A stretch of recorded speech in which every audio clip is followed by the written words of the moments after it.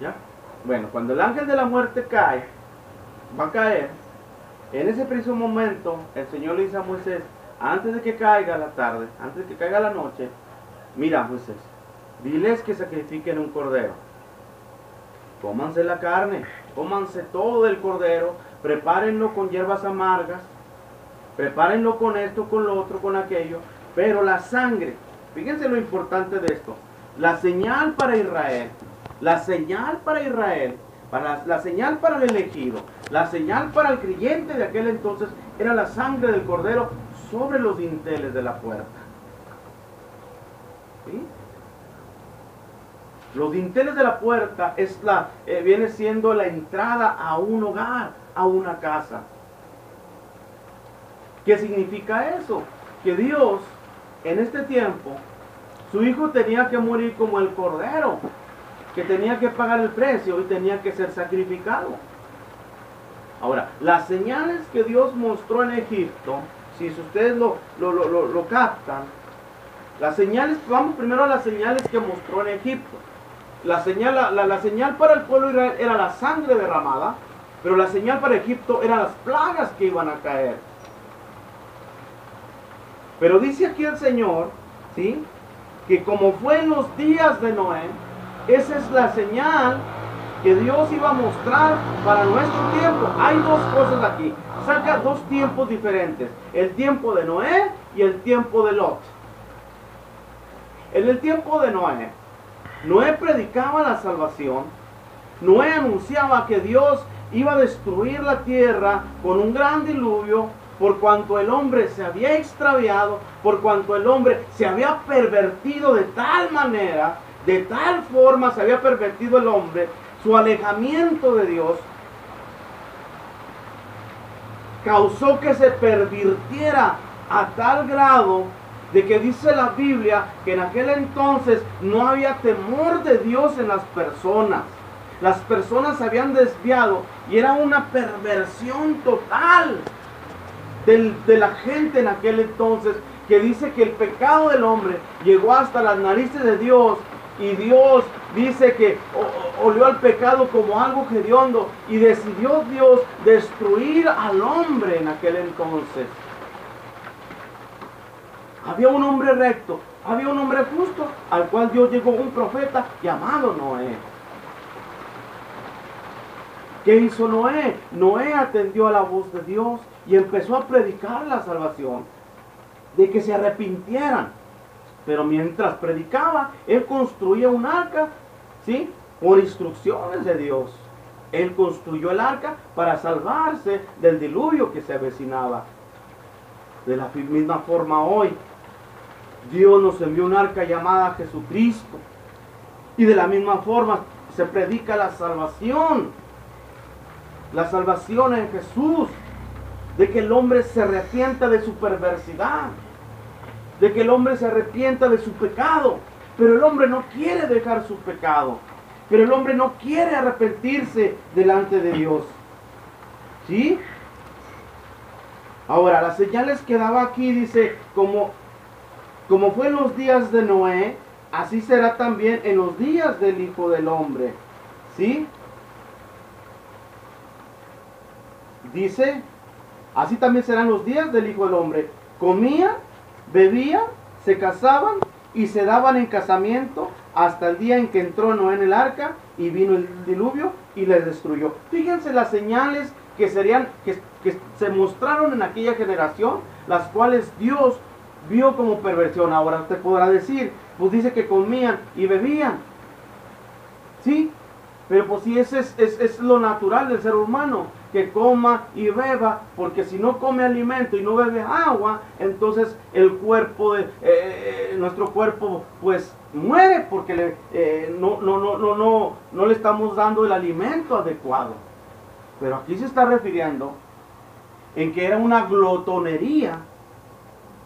Comían, está hablando de glotonería, ya era una exageración, como por ejemplo tenemos hoy la industria alimenticia, la industria de la comida chatarra.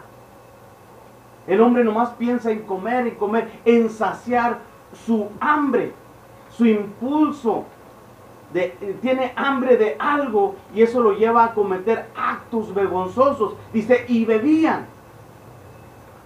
Aquí en nuestra ciudad podemos ver nosotros. Es tanta la publicidad. Hace poco vi en la televisión un anuncio en que nuestra nación, en México, ocupó el primer lugar en consumo de cerveza a nivel mundial. Tenemos una generación que se embriaga, una generación que piensa en el alcohol, una generación alcohólica. Y esto yo lo puedo ver a diario, a diario lo puedo ver. Yo me acuerdo que antes la gente esperaba el fin de semana para embrutecerse, para emborracharse, pero ahora no, ahora la gente se levanta con la cerveza en la mano y se va al trabajo medio ebrio, vienen en el transporte público, vienen en sus carros con una cerveza en la mano, llegan a la casa y una cerveza en la mano, se emborrachan. Ya es una perversión total esto. Ya tenemos una generación, a tal grado que ya tenemos una generación alcohólica que nomás está pensando en tomar, en emborracharse, en embrutecerse. Tenemos la industria de la bebida alcohólica. Y por ende tenemos el extravío del hombre. El hombre empieza a tener problemas con la esposa, con los hijos, empiezan las separaciones de los hogares, de las familias, y empieza una cadena. Esto es una cadena que empieza a provocar violencia, hay separaciones de matrimonios, hay una cosa tan tremenda que podemos ver en las familias, en un hogar donde se consume alcohol. ¿Ven? Entonces, es una señal. Dice que se casarían y se darían en casamiento. ¿Qué está hablando? Pues el casamiento, si lo vemos de una forma, así como está en la Biblia, de una forma literal, pues es lo que Dios mandó. Es lo que Dios ordenó. Dejará el hombre a su padre y a su madre y se unirá a su mujer y serán una sola carne. Porque esa es la voluntad de Dios. Él quiso que Adán en el huerto del Edén tuviera una esposa y le hizo a Eva. Entonces sería la ley de Dios, sería la justicia de Dios que el hombre tuviera una mujer. Pero a lo que se refiere aquí, ¿sí?, es de que se casaban y se daban en casamiento. Está hablando de lo que hoy, cuántos hombres y mujeres se casan, pero al poco tiempo se divorcian. Casamiento y divorcio, casamiento, y ahí tenemos otro tema también que más adelante lo veremos. Casamiento y divorcio, casamiento y divorcio. El hombre se casa 2, 3, 4, 5 veces, igual la mujer 2, 3, 4, 5 veces, como aquella mujer, ¿se acuerda? Que a Jesús le era necesario pasar por Samaria. Y dice que ahí junto al pozo llegó una mujer, y él llegó al pozo y quería agua. Y le dijo a aquella mujer, mujer, dame de beber. La mujer le dijo, Señor, ¿cómo tú, siendo judío, me pides agua de beber? Porque los samaritanos y los judíos había segregación racial en aquel entonces. Para el judío los samaritanos eran una gente inmunda. Y esta mujer le dice, Señor, ¿cómo tú siendo judío me pides a mí de beber? Señor le dijo, mujer, si tú supieras con quién estás hablando y quién te pide beber, tú le pedirías a él. Fue cuando ahí el Señor le mostró la señal del Mesías, le mostró la señal del Hijo del Hombre, del profeta, siendo la palabra encarnada. Aquella mujer le hizo la pregunta al Señor, ¿cómo es posible, Señor, que tú siendo judío me pidas de beber? Si tú supieras, mujer, yo te daría ríos de agua viva. Aquí ya la mujer le dijo, Señor, bueno, dame ríos de agua viva. Dijo, ve y trae a tu marido. Fíjense bien cómo el Señor la llevó hasta esa situación. ¿Para qué? Para mostrarse ante ella quién era él. La mujer le dijo, Señor, es que no tengo marido. Dijo, cosa cierta has dicho, porque 5 maridos has tenido y con el que ahora vives no es tu marido. Ve. Esa mujer estaba envuelta, esa generación estaba envuelta en ese problema, también como lo tenemos hoy, casamiento y divorcio, casamiento y divorcio. Hombres con 5, 6, 7, 8 divorcios. Mujeres también con 5, 6, 7, 8 divorcios. se casaban y se daban en casamiento, se casaban, casamiento y divorcio, casamiento y divorcio. Eso no fue lo que Dios eligió desde el principio. Y aquí está la señal. Eso es lo que estaría sucediendo en la predicación de Noé, de la salvación, de la destrucción del mundo con agua en aquel entonces. Lo mismo es ahora. Ahí está la señal. Estamos predicando la salvación. Se predica la salvación en el nombre del Señor Jesucristo. Que se arrepientan de sus pecados. Y tenemos la misma generación. Una generación glotona. Una generación que no se cansa de consumir. Una generación alcohólica. Una generación borracha. Drogadicción y toda clase de drogas que pervierten y destruyen al hombre, porque la Biblia dice, hay caminos que al hombre le parecen rectos, pero su final son caminos de perdición y muerte. Y eso lo estamos viendo hoy. Esa es la señal que Dios mostró. Ahora la otra parte es cuando dice que sería, el Señor le dice, así mismo como sucedió el versículo 28 de Lucas 17, dice, asimismo, como sucedió en los días de Lot, fíjense bien, también dice, cuando comían, bebían, pero ahora se le agrega más. Compraban, vendían, plantaban y edificaban. Pero fíjense bien cómo Dios, cómo el Señor Jesús, para mostrar la generación en que Él llegó y mostrar en un tiempo la generación que vendría, en la que estamos hoy, nos manda a dos tiempos. Al tiempo de Noé, ya lo vimos, y nos manda al tiempo de Sodoma y Gomorra. ¿Sí? Y es ahí donde nosotros queremos ver qué pasó en Sodoma y Gomorra. ¿Sí? ¿Qué pasó allá en Sodoma y Gomorra? Porque sería una señal del tiempo del fin. Sería la señal para nuestro tiempo. Estamos viviendo en este tiempo. Mire, en el capítulo 19 de Génesis, ¿sí? Dice, llegaron pues los dos ángeles a Sodoma a la caída de la tarde, y Lot estaba sentado a la puerta de Sodoma. Al verlos, Lot se levantó a recibirlos, se inclinó hacia el suelo y les dijo, ahora mis señores, os ruego que vengáis a casa de vuestro siervo para alojaros y lavar vuestros pies. Por la mañana os levantaréis y seguiréis vuestro camino. Ellos respondieron, no, esta noche nos quedaremos en la calle. Pero Lot porfió tanto con ellos que fueron con él y entraron en su casa. Allí les hizo banquete, coció panes sin levadura y comieron. Pero antes que se acostaran, rodearon la casa los hombres de la ciudad, los varones de Sodoma, todo el pueblo, desde el más joven hasta el más viejo. Y llamaron a Lot gritando, ¿dónde están los hombres que vinieron a ti esta noche? Sácalos para que los conozcamos. Entonces Lot salió a ellos a la puerta, cerró la puerta tras sí y dijo, os ruego, hermanos míos, que no hagáis tal maldad. Mirad, yo tengo dos hijas que no han conocido varón, os la traeré y podréis hacer con ellas lo que bien os parezca, solamente que a estos varones no les haga nada, ya que han venido al amparo de mi tejado. Ellos respondieron, quítate de allí, y añadieron, vino este extraño para habitar entre nosotros, y habrá de erigirse en juez. Ahora te trataremos peor que a ellos. Enseguida empezaron a forcejear con Lot, y se acercaron para romper la puerta. Pero los huéspedes alargaron la mano, metieron a Lot en la casa con ellos y cerraron la puerta. Y a los hombres que estaban a la puerta de la casa los hirieron con ceguera, desde el menor hasta el mayor, de manera que se fatigaban buscando la puerta. Después dijeron los huéspedes a Lot, ¿tienes aquí alguno más?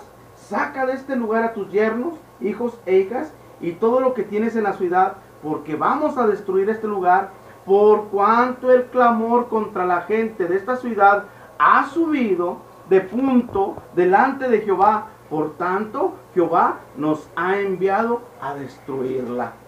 Fíjense la otra señal que Jesús les estaba mostrando a los fariseos, a los hombres de aquel entonces, y los mandó al tiempo de Sodoma y Gomorra. Primero los mandó al tiempo de Lot, que vieran cómo fue, el tiempo de Noé, cómo fue en el tiempo de Noé, y cómo sería en el tiempo de Sodoma. Ya vimos el tiempo de Noé, ahora estamos viendo el tiempo de Sodoma. Nosotros sabemos que una generación o un pueblo o una nación que se le llama Sodoma y Gomorra trata, ¿sí? Trata como el apóstol Pablo habló allí en el libro de Romanos. Fíjense bien lo que dice allí en Génesis 19, que Sodoma y Gomorra, los habitantes de ese pueblo, desde el menor hasta el mayor, eran personas sodomitas. ¿Qué quiere decir sodomitas? Eran personas, ¿sí? Hombres y mujeres pervertidos. ¿En qué manera? Sí, como lo tenemos hoy. Hoy es común tener el sodomismo entre estas naciones, entre este mundo. Y viene siendo la costumbre a este mundo. Hoy es tan popular ser gay o ser lesbiana. Esa era la condición en que Sodoma y Gomorra habían llegado. ¿Qué pasó en Sodoma y Gomorra? Primeramente, ¿qué pasó? ¿Qué pasó? ¿Por qué Sodoma y Gomorra llegaron a ese punto de desvío? ¿Por qué llegaron a desviarse de tal forma, a degradarse, degenerados, hablando, pervertidos sexualmente? ¿Qué los llevó a ese punto? Bueno, la respuesta nos da el apóstol Pablo en Romanos capítulo 1, versículo 18, donde dice: la ira de Dios se revela desde el cielo contra toda impiedad e injusticia de los hombres que detienen con injusticia la verdad. A este pueblo de Sodoma y Gomorra se les había mostrado la verdad. Este pueblo de Sodoma y Gomorra conocían a Dios. Sabían que había un Dios que había creado todas las cosas que hay hechas en este mundo. Ellos conocían y sabían de antemano, sabían que Dios había creado la naturaleza, que Dios había creado al hombre, que Dios había hecho todo, las estrellas, el sol, la luna, las estrellas, la tierra, todo Dios lo había hecho. Y ellos tenían conocimiento de que hubo un Dios que hizo todo esto. Pero ellos, ¿qué hicieron? En lugar de darle gloria a Dios, mire lo que dice. Dice: porque lo que de Dios se conoce les es manifiesto, pues Dios se los manifestó. ¿Cómo? Lo invisible de Él, o sea, lo invisible de Dios. ¿Cuál es lo invisible de Dios? Su eterno poder y deidad. Se hace claramente visible desde la creación del mundo y se puede discernir por medio de las cosas hechas. Por lo tanto, no tienen excusa, ya que habiendo conocido a Dios, no lo glorificaron como a Dios ni le dieron gracias. Al contrario, se envanecieron en sus razonamientos y su necio corazón fue entenebrecido. Pretendiendo ser sabios, se hicieron necios y cambiaron la gloria del Dios incorruptible por imágenes de hombres corruptibles, de aves, de cuadrúpedos y de reptiles, por lo cual también los entregó Dios a la inmundicia. Fíjense bien, los entregó Dios a la inmundicia en los apetitos de sus corazones, de modo que deshonraron entre sí sus propios cuerpos, ya que cambiaron la verdad de Dios por la mentira, honrando y dando culto a las criaturas antes que al Creador, el cual es bendito por los siglos. Amén. Por eso Dios los entregó a pasiones vergonzosas. Fíjense bien, a pasiones vergonzosas. Pues aún sus mujeres cambiaron las relaciones naturales por las que van contra la naturaleza.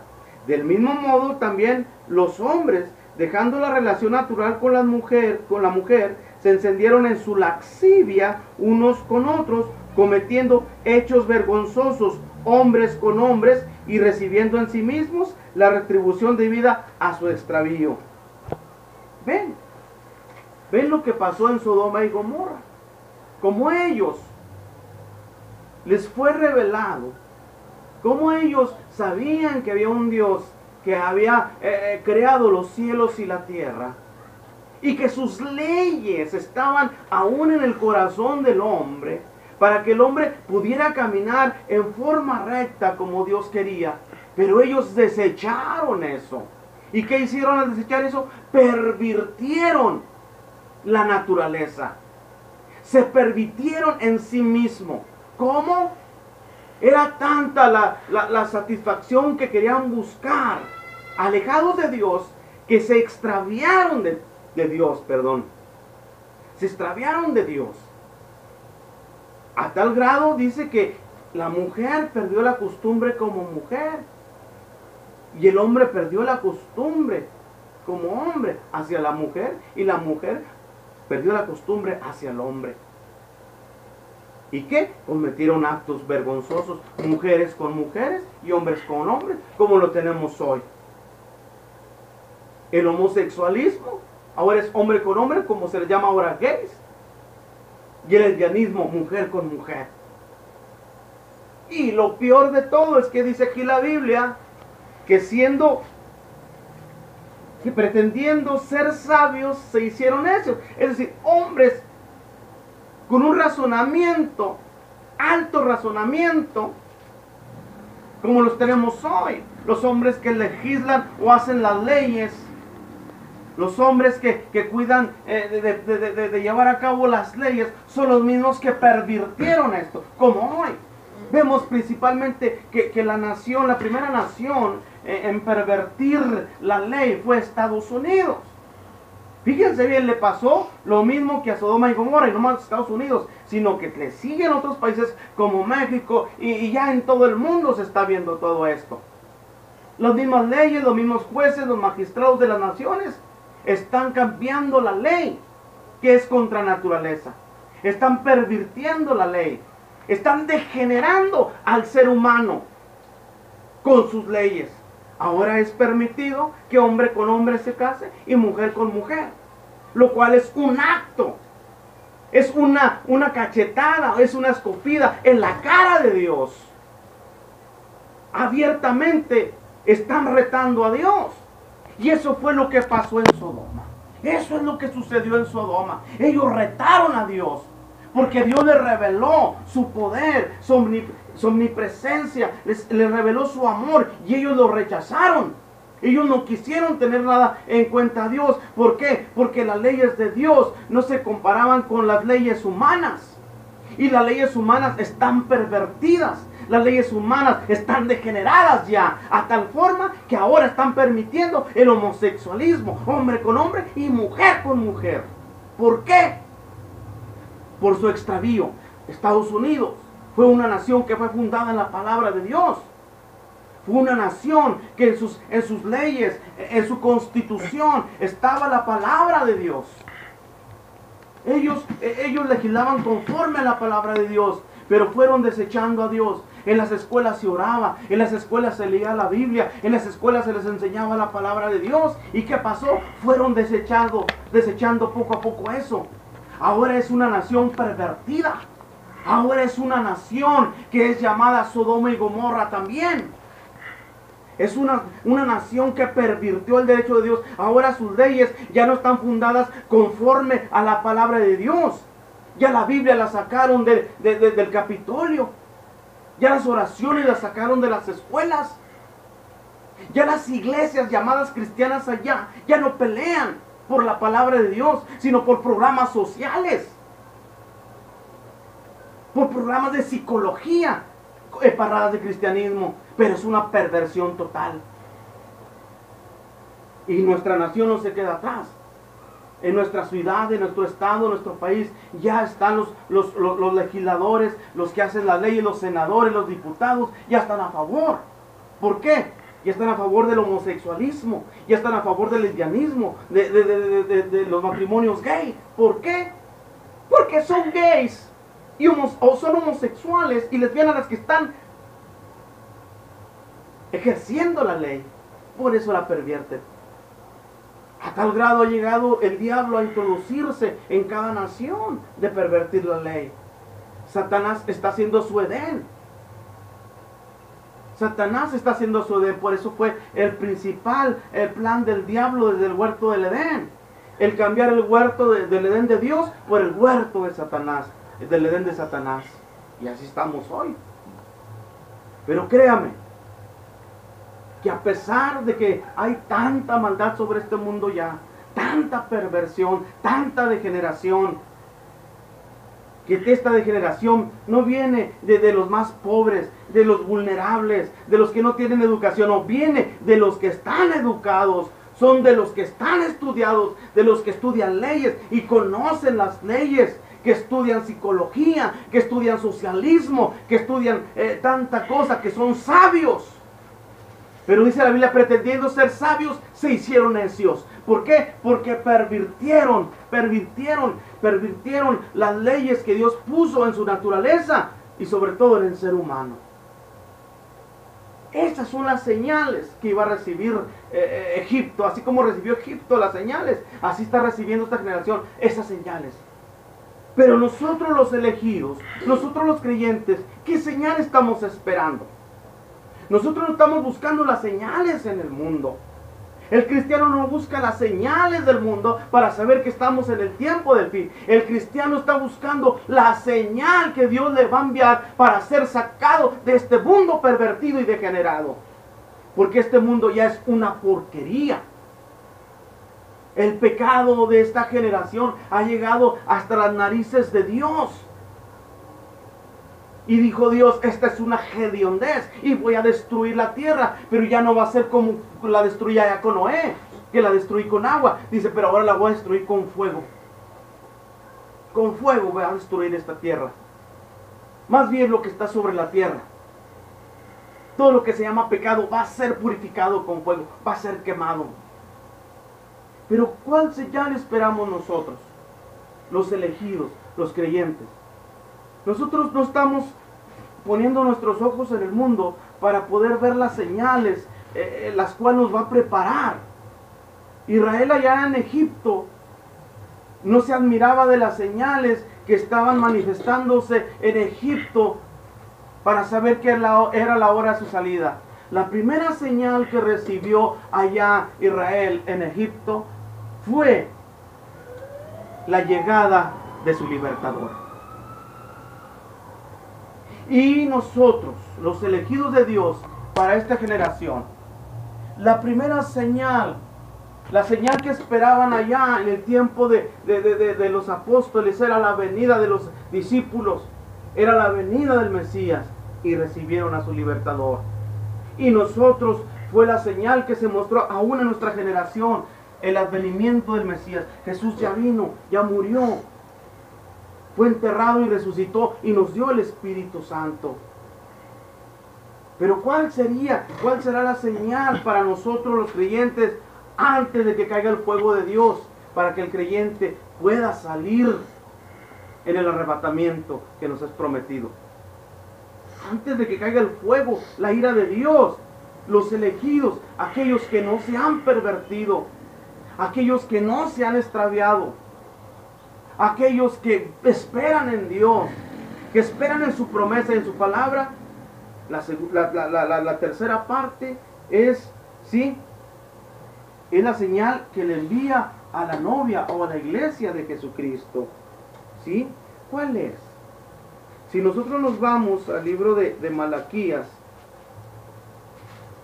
en el capítulo 4, ¿sí?, mire lo que dice allí. Ciertamente viene el día ardiente como un horno, y todos los soberbios y todos los que hacen maldad serán estopa. ¿Se fija? Ya no va a ser con agua como en el tiempo de Noé, sino ahora que ya está preparada esta generación, ¿sí?, este mundo, ¿sí?, está preparado para ser quemado con fuego. ¿Sí? Aquel día que vendrá los abrazará, dice Jehová de los ejércitos, y no les dejará ni raíz ni rama. Más, fíjense bien, esto es lo que le viene a este mundo. Esto es lo que le viene a esta generación sodomita, pervertida y degenerada. Dice versículo 2, mas para vosotros, ¿quiénes?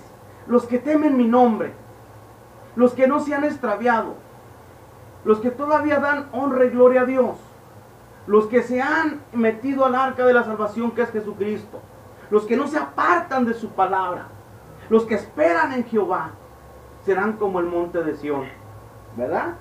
Mas para vosotros, los que teméis mi nombre, nacerá el sol de justicia, y en sus alas traerá salvación. Saldréis y saltaréis como becerros de la manada, y pisotearéis a los malos, los cuales serán ceniza bajo las plantas de vuestros pies en el día en que yo actúe, dice Jehová de los ejércitos. Acordaos de la ley de Moisés mi siervo, al cual encargué en Horeb ordenanzas y leyes para todo Israel. Versículo 5. Yo os envío al profeta Elías antes que venga el día grande y terrible. Él hará volver el corazón de los padres hacia los hijos y el corazón de los hijos hacia los padres, no sea que yo venga y castigue la tierra con maldición. Si notan el versículo 5, para aquellos que esperan en su nombre, para aquellos que se han arrepentido de sus pecados y que han dejado este mundo atrás, este mundo de perversión, y que esperan la venida gloriosa de nuestro Señor, esta es la señal para nosotros. Dice, yo os enviaré al profeta Elías antes que venga el día de Jehová grande y terrible. Él hará volver el corazón de los padres hacia los hijos y el corazón de los hijos hacia los padres, no sea que yo venga y castigue la tierra con maldición. Ahora, esto es una profecía. Esta no es psicología, ¿sí? No es un versículo de psicología y no es un versículo, es una profecía dada a un profeta, Malaquías. Dice, él hará volver el corazón de los padres hacia los hijos. Yo he oído, y con respeto lo digo, he oído acerca, muchos pastores, muchos predicadores, muchos maestros, toman estos versículos donde dice que él hará volver el corazón de los padres hacia los hijos, lo toman como un problema que se está viviendo hoy de padres a hijos y de hijos a padres en el ámbito familiar. Pero no, hermanos, esta es una profecía. Esta es una profecía. Es una profecía no por los problemas familiares, sino, hermanos, esto es más allá del problema familiar. Dice que él hará volver el corazón de los padres hacia los hijos y el corazón de los hijos hacia los padres. Fíjense bien, primeramente comienza diciendo el corazón de los padres. Nosotros ahora, siendo la iglesia de Jesucristo, la iglesia fue inaugurada por Jesucristo allá, en el principio, en la iglesia primitiva. ¿Cuándo fue inaugurada la iglesia? Cuando vino el Espíritu Santo sobre aquellos 120 que estaban allá en el tiempo de Pentecostés, celebrando la fiesta de Pentecostés. Cuando estaban en el aposento alto, 120, dice que estaban orando, ¿sí? Que estaban orando y que estaban unánimes en un solo pensar y en un solo sentir.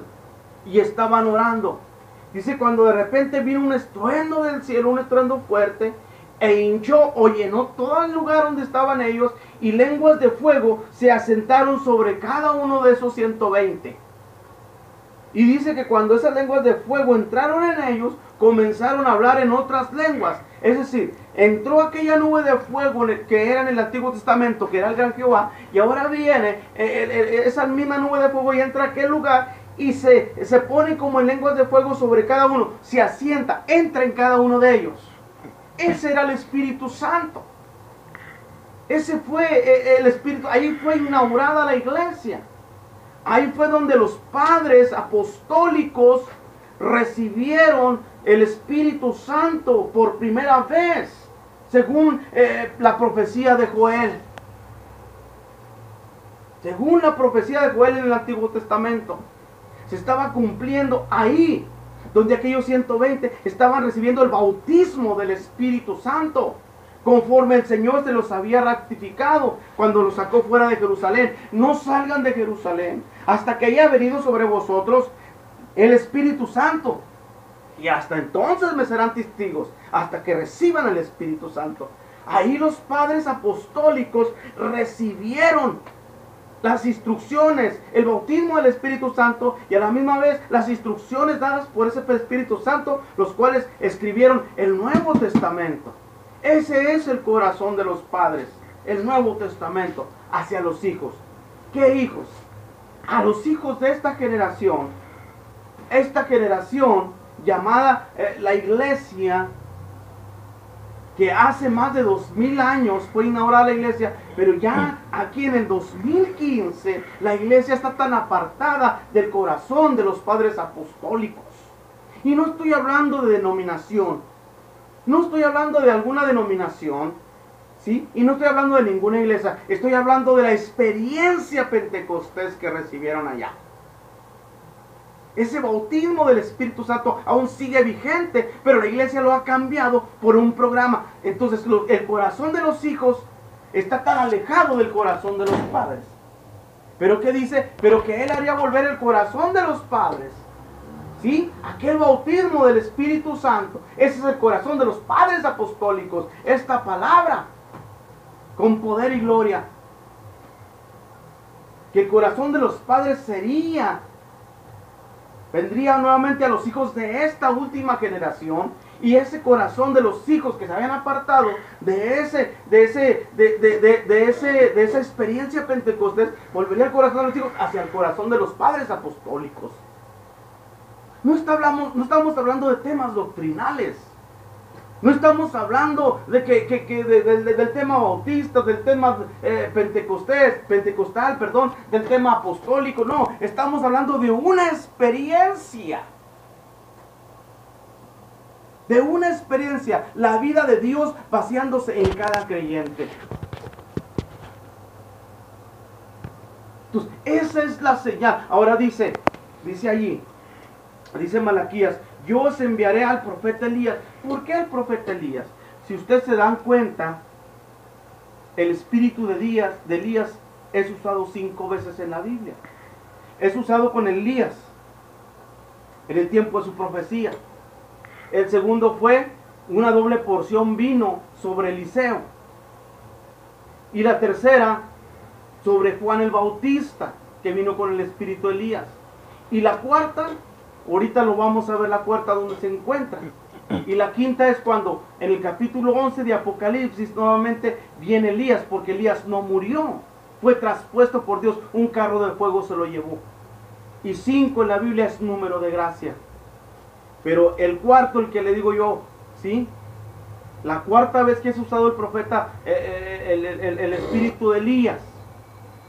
Malaquías nos lo dice aquí: yo os envío al profeta Elías antes que venga el día terrible de Jehová.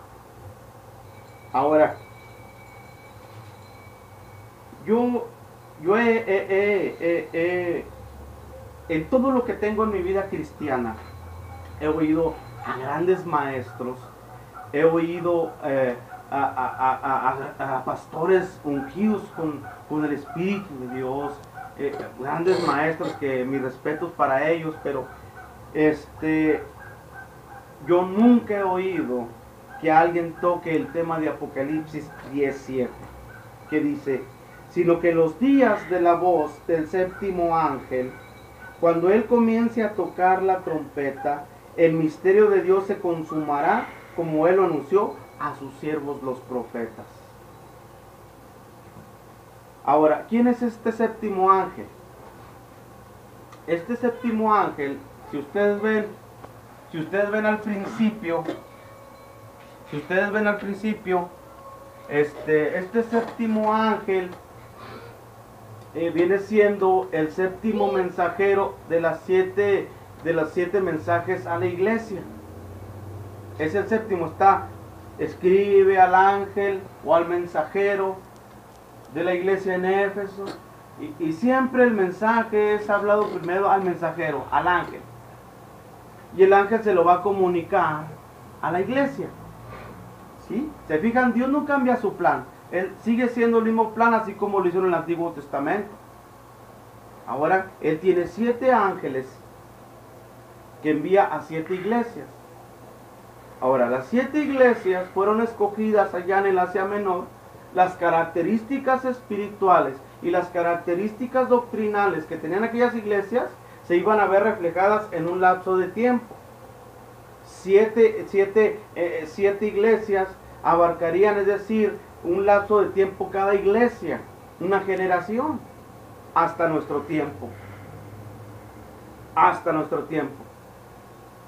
Pero los días, dice, sino que los días de la voz, fíjense bien, dice aquí Apocalipsis 17, sino que los días de la voz del séptimo ángel, cuando él comience a tocar la trompeta, el misterio de Dios se consumará, como él lo anunció a sus siervos los profetas.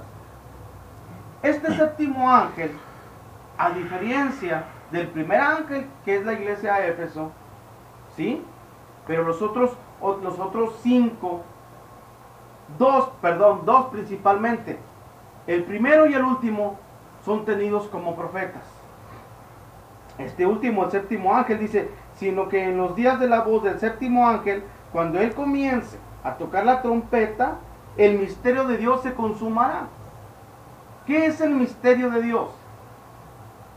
El misterio de Dios en nuestro tiempo es todas las cosas que a través de 2000 años, en que la iglesia ha conjeturado, en que la iglesia no ha tenido revelación. Por ejemplo, tenemos el tema de hoy, el tema doctrinal del bautismo en agua. Mateo 28, 19 dice que en el nombre del Padre, el Hijo y el Espíritu Santo, pero vemos en Hechos 2:38 que Pedro y los apóstoles bautizaron en el nombre de Jesucristo. Y vemos hoy el pleito entre hermanos por ese tema doctrinal. Yo creo tanto Mateo 28, 19 como Hechos 2:38. Y no es un error en la escritura.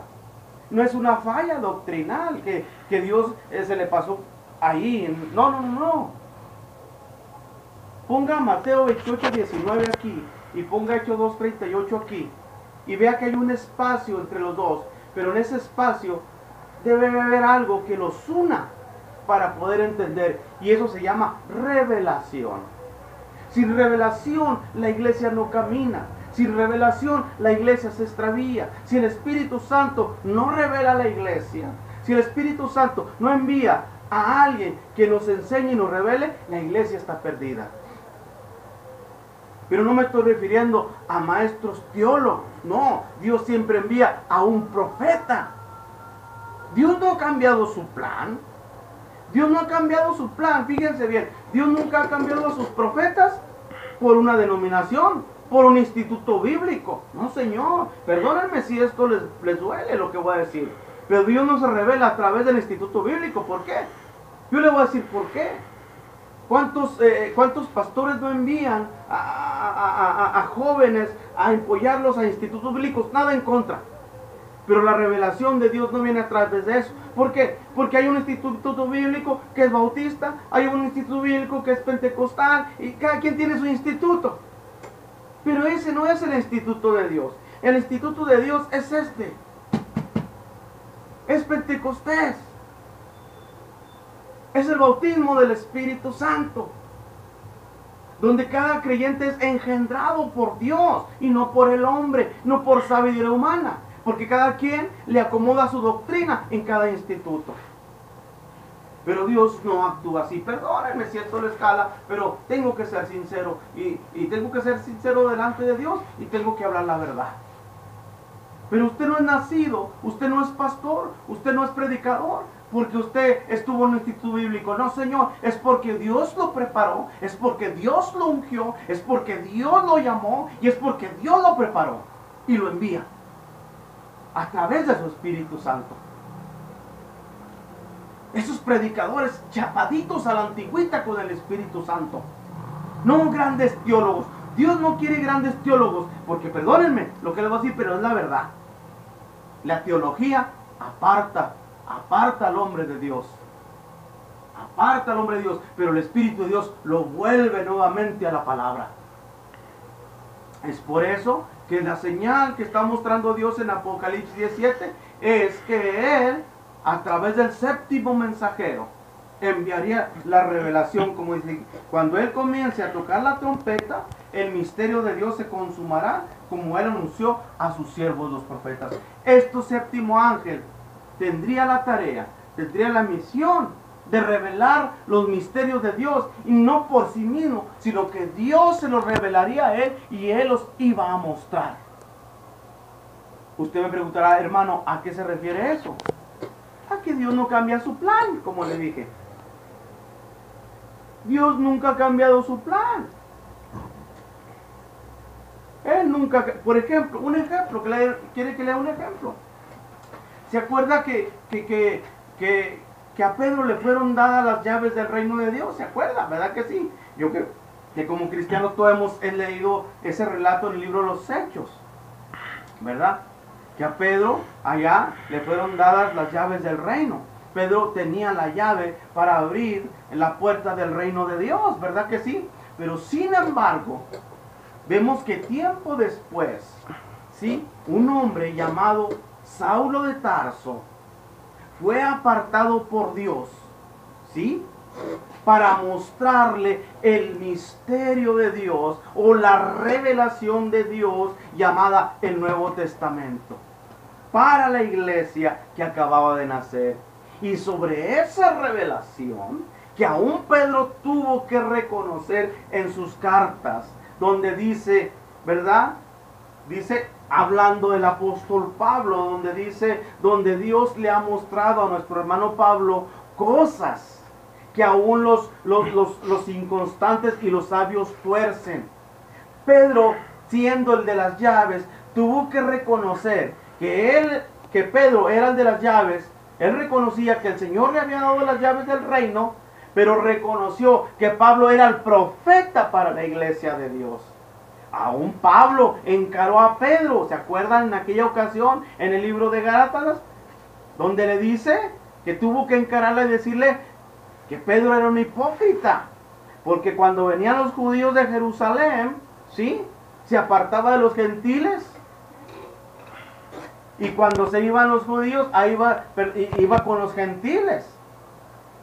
Pablo le dijo, tuvo que encarar a Pedro, le dije, porque era de condenarse, le dijo, tú Pedro, siendo judío, y enseñas a los gentiles, y cuando vienen los judíos, te retraes de los gentiles, te apartas de los gentiles, eres un hipócrita, Pedro, eres un hipócrita. ¿Por qué? Porque Pablo era el profeta que traía la revelación del Nuevo Testamento para la iglesia que acababa de nacer y para todas las generaciones futuras hasta nuestro tiempo. Este séptimo ángel es un profeta también. Este séptimo ángel sería un profeta también. Y ese séptimo ángel,